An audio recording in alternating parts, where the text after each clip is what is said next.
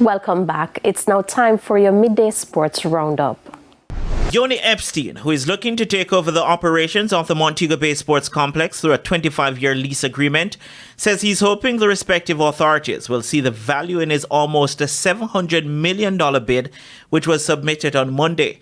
Speaking on Hits 92 FM Sports Grill on Wednesday, Epstein, who is CEO of Montego Bay Multisports Development Limited, the sole bidder to take charge of the facility in Catherine Hall, says he's aware that the bid could face some pushback from the government, but he's confident that they have done enough to convince the authorities. Anything is possible. At the end of the day, we have to remember this is a government asset, and it is an asset held by the people of Jamaica. All I will say is that I feel we have put forth a solid bid that will support the growth and development of sports in Western Jamaica. And all I can do is hope that the municipality and the other areas of government that have to approve this also agree with our bid and think that we are the right custodians to manage and develop the Catherine Hall Multisport Stadium.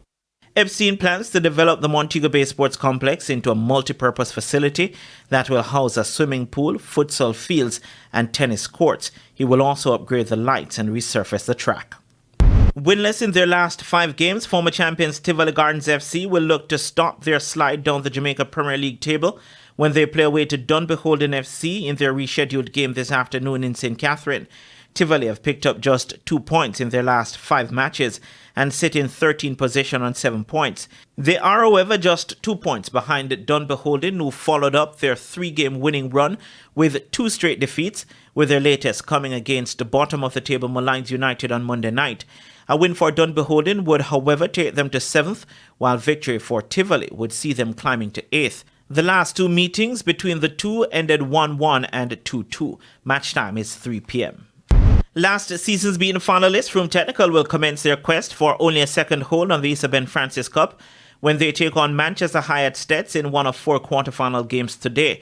Froome finished at the bottom of Group A in the quarterfinal round of the Da Costa Cup, having suffered 3 defeats. The school from Westmoreland lost out on the Ben Francis Cup last year by a solitary goal as they went down 1-0 to McGrath High. In the other games today, Central High and Clarendon College will meet in the Clarendon Derby at the Wembley Centre of Excellence. Cornell College and St. Elizabeth Technical will play at the Landala Community Centre, and Monroe College face Denby High at Manchester. All games kick off at 3 p.m. Meanwhile, still on a quest for their first senior schoolboy football title, Campion College will take on last year's beaten finalist St. Andrew Technical for a spot in the semi-final of the Issa Walker Cup. Campion missed out on a spot in the Manning Cup last 4 to St. Catherine High on goal difference, while Stats failed to advance from their group in the round of 16.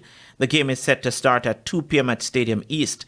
In the second game of the doubleheader at Stadium East, 5-time champions Wilmer's Boys will play 2022 winners Tivoli Gardens High at 4 p.m.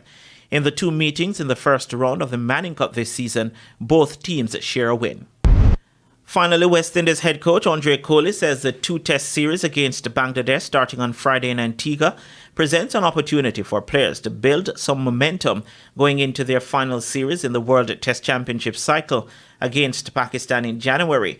The Windies have only lost 2 of their 10 series against Bangladesh, with their last defeat coming in 2018. Coming off of the disappointment of the South Africa series, where we really had put ourselves in a position to close out that series. We didn't. Opportunity against Bangladesh. We've always had exciting and challenging series against Bangladesh. It's very important for us to come up with a winning result on home soil.